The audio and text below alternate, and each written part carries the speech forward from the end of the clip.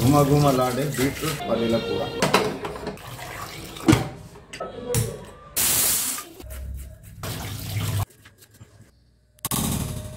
Stove వెలిగించుకోవాలి.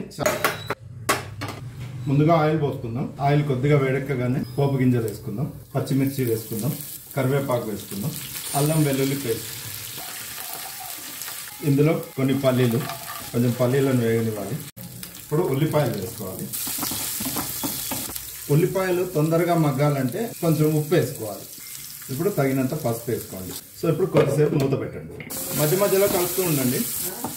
నీకు కాదు, ఈషా ప్రేక్షకులకు చెప్తున్నా. సో ఉల్లిపాయలు చాలా బాగా వేగాయి. ఇప్పుడు దీంట్లో మనము తరిగి పెట్టుకున్న బీట్రూట్ వేసేసారు. ఉప్పు వేద్దాం ఫ్రెండ్స్. ఆల్రెడీ పోపులో కొంచెం ఉప్పు వేసాం. సో ఇప్పుడు ఇంకొంచెం ఉప్పు వేస్తున్నాం.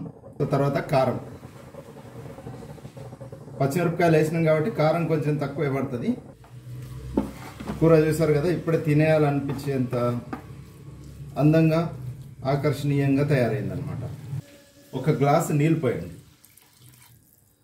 పోసి బాగా కలపండి. ఎందుకంటే ఉప్పు కారం ముక్కలకి సమపాలలో, మన ఈ గుజ్జుకి సమపాలలో పట్టాలి అని అంటే కంపల్సరీ కొంచెం నీళ్ళు అవసరం అన్నమాట. మూత పెట్టి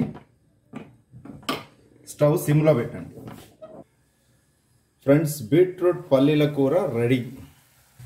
గుమగుమలాడే బీట్రూట్ పల్లీల కూర. ఓకే ఫ్రెండ్స్, ఇప్పుడు స్టవ్ ఆఫ్ చేసుకోండి. రైట్ ఫ్రెండ్స్, మొత్తానికైతే చాలా ఫాస్ట్గా నేను బీట్రూట్ పల్లీల కూర చేసిన.